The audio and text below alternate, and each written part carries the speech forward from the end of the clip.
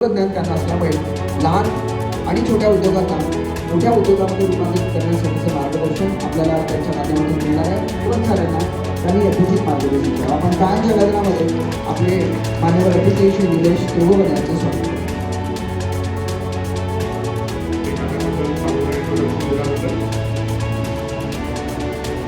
माननीय पालकमंत्री श्री एकनाथ महोदय यांना मराठीमध्ये भाषण आहे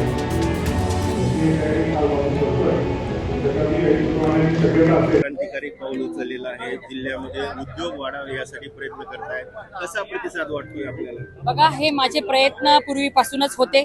तुम्हाला माहिती असणार, काही वर्षांपूर्वी मी पतंजलीला जाऊन रामदेव बाबांना पण भेटली होती की त्यांच्या दूध डेअरी, त्यांचे जे काही आयुर्वेदिक औषधांचे प्रोडक्ट्स आहेत ते आमचे शेतकरी या ठिकाणी पिकवू शकतात, ह्यासाठी तुम्ही गुंतवणूक करा। पण त्याला तेव्हा मला यश आलं नाही।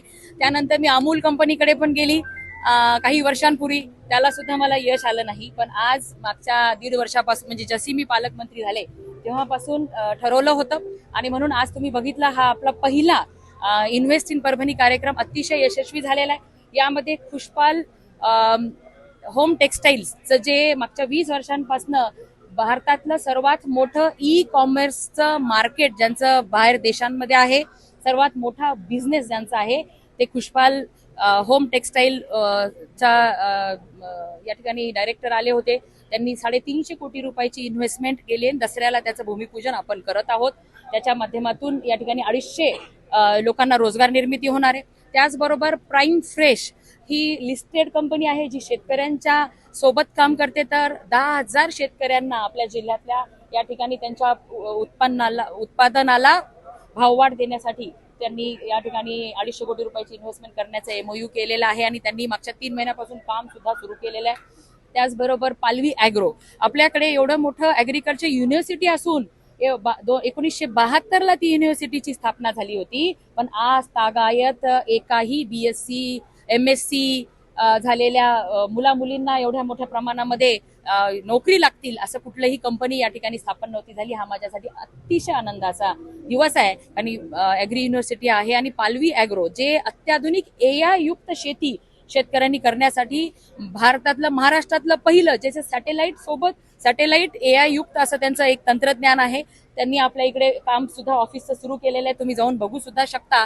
300 ते 350 ॲग्री डिग्री होल्डरांना या ठिकाणी जॉब देण्याचं त्यांनी कमिटमेंट केलं आहे। 200 कोटी रुपयाची इन्व्हेस्टमेंट ते करणार आहेत आणि कालांतराने ही इन्व्हेस्टमेंट सुद्धा वाढणार आहे। हे मोठे मोठे इन्व्हेस्टर्स होते आणि आणखीन आपल्याही जे या भूमिपुत्रांनी सुद्धा मोठी मोठी इन्व्हेस्टमेंट करायचं ठरवलंय। त्याचबरोबर CBG कॉम्प्रेस बायोगॅस क्लस्टर आपलं जिल्हा व्हावा म्हणून माझा मानस होता आणि मुख्यमंत्री महोदयांनी पण महाराष्ट्रातलं पहिलं CBG क्लस्टर परभणीला देण्याचा शब्द दिलेला आहे। त्या दृष्टीने CBG क्लस्टरसाठी सुद्धा 75 कोटी रुपयाचे 2 MOU आपल्याकडे झाले आहेत। आज असे 500 कोटी रुपयाचं CBGचं उत्पादन आपल्या जिल्ह्यात व्हावं हा आपला मानस आहे आणि त्यासाठी सकारात्मक सर्व मंडळी आहेत।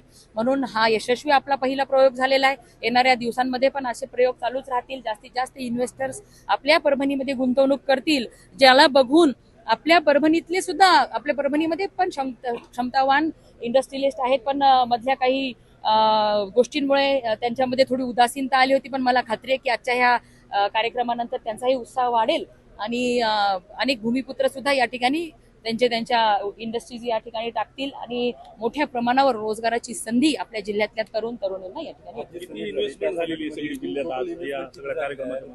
1600 कोटी रुपये आणि प्रत्येकाची यादी आपल्याला देण्यात येईल की कोणती कंपनी आहे, त्यांनी किती कमिटमेंट केलेली आहे आणि कशावरती काम करणार आहे त्याची यादी आपल्याला देईल। आता बघा, जवळपास 12-13 हजार लोकांना रोजगार निर्मिती आपली ह्या 1 ते 3 वर्षामध्ये होणार आहे। जिल्ह्यातल्या ज्या MIDC आहेत त्यांचा सुद्धा प्रश्न आहे, काही ठिकाणी तर अजून MIDC सुद्धा स्थापन झालेलं आहे। हे बघा, MIDC शिवाय सुद्धा आपल्याच जिल्ह्यातले CA धूत यांनी प्रायव्हेट इंडस्ट्रियल झोन करून त्या ठिकाणी सुद्धा चांगली इंडस्ट्री उभी करून दाखवलेली आहे। त्यामुळे MIDCचा आग्रह धरण्यापेक्षा आम्ही ह्या ज्या कंपन्या आणल्या त्यांना आपणच MIDC सारखे सर्व त्या ठिकाणी उभं करून देणार आहोत. जे आपल्या मला बरेचसे आपल्या MIDC मध्ये ज्यांचे पूर्वीचे उद्योग आहेत, रेंटेड जागेमध्ये आहेत, त्यांनी सुद्धा विनंती केली की त्यांना आणखीन एक्सपांड करायचंय. कुणाला 3 एकर जागा पाहिजे, कुणाला 2 एकर, त्यांना सुद्धा आपण ती जागा उपलब्ध करून देणार. ऊर्जेच्या आपण त्या ठिकाणी ट्रान्समिशन त्यांना लाईन मिळवून देणार, पाण्याची व्यवस्था करणार आहोत. ओके.